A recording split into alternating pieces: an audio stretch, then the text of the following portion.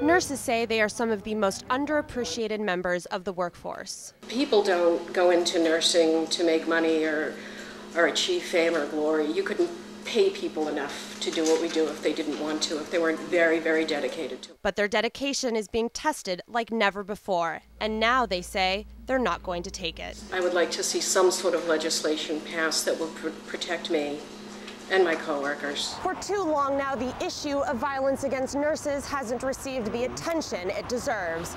But with recent publications coming out about the treatment of nurses, these brave workers are coming out into the open, telling their harrowing stories of abuse on the job. We've had clients who have made weapons out of, everyday things like, a bar in the closet.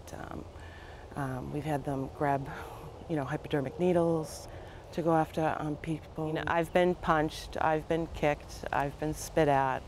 I've had patients right here in my face threatening to take me down. I just want to be safe while I'm doing my job. The numbers are speaking for themselves. In 2006, 86% of U.S. emergency room nurses reported being a victim to some form of workplace violence.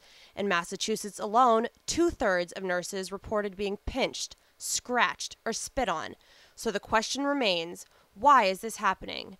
The Nurses Association say staffing is the problem. Because all of this turmoil going on in the halls, in the waiting rooms, in the emergency departments, affects patient care as well as the nurses themselves. The violence is not part of the job for teachers. It's policemen may face it every day, but it's not part of the job for a policeman to be assaulted, and it's not part of the job for a nurse to be assaulted either. The Massachusetts Nurses Association is introducing 2 bills, asking that all healthcare facilities have workplace violence prevention programs, metal detectors, improved training for security officers, and workshops for nurses to help them deal with violent patients.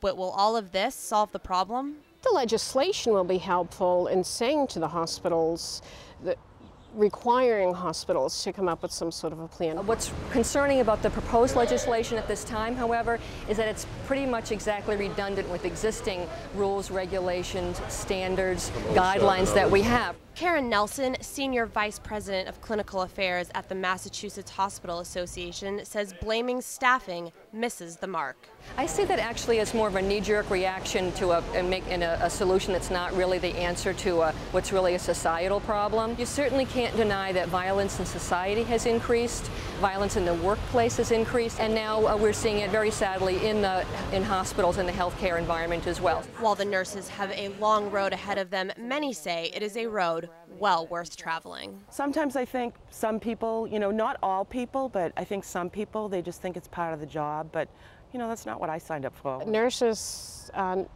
made, we're born. It's what we do. We take care of people. In Boston, Marissa Schwartz reporting.